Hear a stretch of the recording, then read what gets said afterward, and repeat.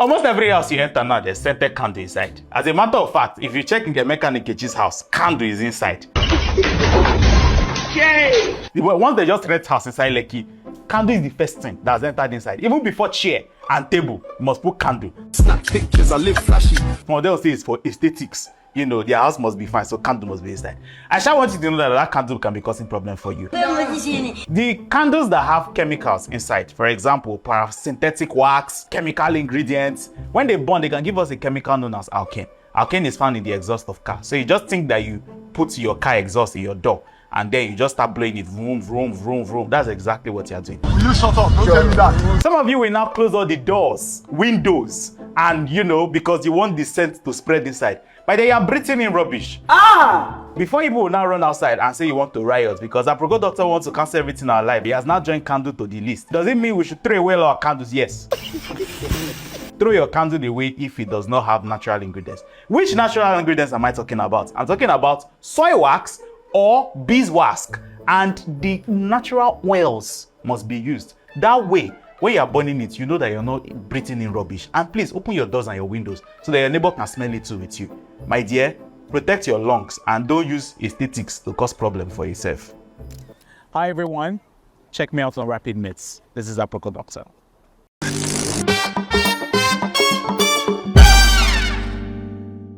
Hi, Aproko Doctor, how are you? I'm good, how are you doing? I'm very well.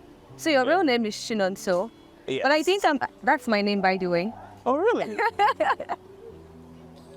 That's my name. Nice to meet you. Nice to meet you too. Okay. How did you come up with the name Aproko Doctor? I'd say chance. I would also say it came because I was trying to do something different, right? I was trying to be the doctor who was everyone's friend, but at the same time, who did not come up as a doctor. So, when you have like your best friend is a doctor, that kind of person. And now that was about the same time I went about telling stories. So we all have a name for someone who goes about meddling in other people's businesses. Was Aproko, and Dr. Aproko kind of just made sense together. One of the things it did was it got people to stop and ask questions. Why is there Aproko in doctor, first of all? Doctor is a noble profession. You shouldn't have. But then I regard myself as a doctor who is also a storyteller, or a storyteller who is a doctor and happens to use stories to change people's behaviors and hopefully get them to lead healthier lives. And it's funny because storytelling is just one aspect that is very strong. I feel like if you want to catch anybody's attention, just start with storytelling. We discuss with stories. We tell stories all the time. Very few humans sit with another human and start to discuss facts and figures. We tell stories. Stories are how we communicate. We've been that way since the very beginning. I mean, even when we're hunter-gatherers, when you go out and you encounter a lion, when you come back, you're going to tell a story. So stories have even been ingrained into our survival instincts. So, okay, let me go into the doctor mode a bit.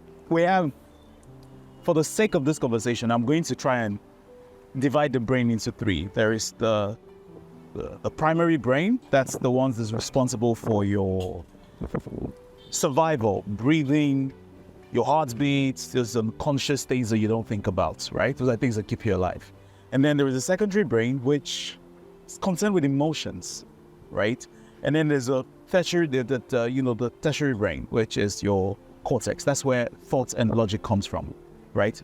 However, we've noticed that when I tell you a story, especially a story that I've gone through that makes or made me feel sad, and I tell you that story, most times it would activate the same areas in your brain that would make you feel sadness.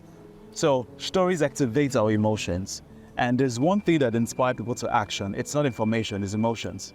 So as a doctor, we came out of medical school aimed with so much information and facts, but there was nobody to storify it, and people were not being led or inspired to take action, even though they knew. And so storifying that information is basically what I've been doing for the last 10 years. I love it. The way you talk about storytelling, but what exactly got you into what you do? So I know that I used to see doctors as very boring people. And when they want to have fun, I feel like doctors go all out to have fun because it's as though that's the only opportunity you get to have fun. Yep. But for you, it's different. It's as though you're educating people, you're telling a story, you're a doctor. We used to see as a very boring profession. Not so boring, but the individual himself or herself being boring. Yeah, because it's mostly facts and figures. We're not storytellers. Nobody thinks of an actor as boring. Nobody thinks of a musician as boring. Why? Because these people tell stories. And here we have doctors. We don't tell stories that much. So generally, most people would assume, oh, these people are very boring people. Why did I start this? I think it was my experience in the eastern part of Nigeria. So I went to medical school in Nnamdi Azikiwe University, finished from there, did my house job in Imo State University Teaching Hospital, and I got to see a lot of rural practice happen. But one story stayed with me. There are a couple of stories, but one of them stayed with me.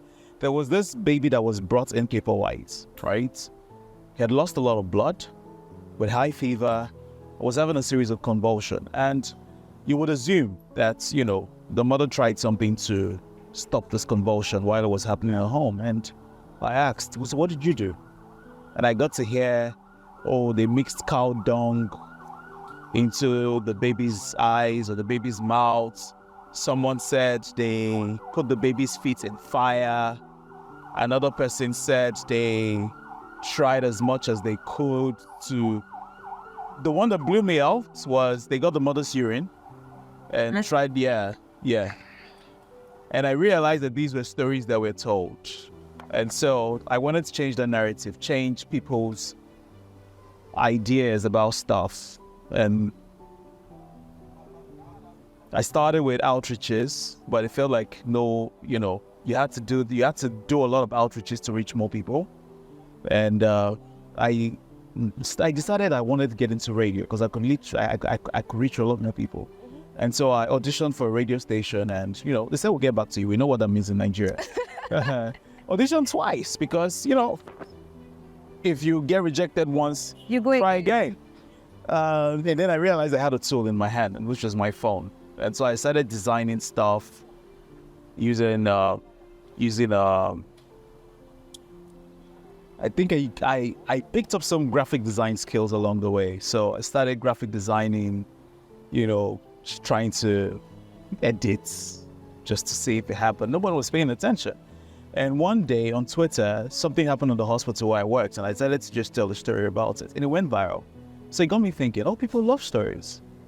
They love stories. I do. Oh, wow. And I was like, okay, there it is. We'll tell you stories. And yeah. How would you describe your journey so far as Aproko Doctor, that doctor that tells a story and just literally helps us take care of ourselves? Yeah, so I would describe it based on one analogy I heard. If no one is smiling in the labor room, it's painful, it's difficult, it's tense. But then the baby comes out and it's all smiles, right? And I've seen women at the point of delivery shouting at their husbands, I'm never going to do this again. And then we see them 2 years later. I'm like, You're back? You're back? Why exactly are you here? And I think it's the journey that makes us, right? I could share quite a number of things that happened with my journey. In the beginning, it wasn't easy. It's still not easy right now because I think they say growth comes with more responsibility. So it's not easy right now. I don't like to stay on the easy side of things. But emotional roller coasters. Some days I'm good. Other days I wonder why I started this because it's eating away at my mental health. One of the reasons was eating away at my mental health was I was doing something that was very unconventional. Doctors don't talk the way I talk. If you see me on social media, I'm basically like, Emeka and Nkechi, come here. So even the way I sound on social media is not the way I sound now. So sorry to cut you. Yeah. The first time I met you was at an event, and when I spoke to you, you swept me off my seat. Oh, how? And then I asked, somebody help me. is it the same in Kitchen Emeka that is speaking this way? And it was quite interesting to me, right? But you just said something that really caught my attention. In those days when you don't feel like doing this anymore, in those days when it feels like nothing is happening, what gets you going? What keeps you going? I think a couple of things kept me going. One of them was just grit. It was stubborn grit. I had so much belief in the effectiveness of what I was doing. That's one. Number two was I could see people's lives change. I mean, in the very early days, we had people who were on a chair having convulsions, and someone said it was your video on how to abort a convulsion that helped me go through this, and that was all the reward I needed. You would see people walk up to you in real life and say, "Thank you for changing my life. I don't like you very much, but thank you for changing my life." And I'm like, yeah, That's the most important thing, the fact that you can change that's lives. it. That's it right there. So on the days when I don't feel like it, I just know someone's life out there is being, someone's health. Someone will probably not grow up to be a very sick man or woman simply because they're listening to me. And these days I woke up and I have kids who watch my videos and I'm like, yeah, that's it. I'm like, okay. They're starting at an early age. Yeah, true. Yeah, I like that. If only we had something to keep us in reminder of health when we're growing up. Probably most of us will not be sick adults. Did you envisage, it started off, you did something and you just noticed that people like stories. But did you envisage that it would be this big? I mean, who starts something without seeing what it will be like? I thought it was going to be this big. I even think it's going to be bigger. This is just the beginning. We're raising a revolution of people who have health at their mind, because it's almost like an afterthought for so many people. They go through their day without thinking about their health until they lose their health, and then it now becomes their entire focus. And usually at that point, for many people, it's late. So we're building a generation and an army of people who are not just concerned about their own health, but who would also become advocates for other people's health. I'm looking out for you, you're looking out for me. We have a much stronger chance of making it to our 90s and 80s without getting there in a horrible state. We could help babies and children survive at least beyond the age of 5, because right now we're still having children under 5 die from certain diseases that could be managed.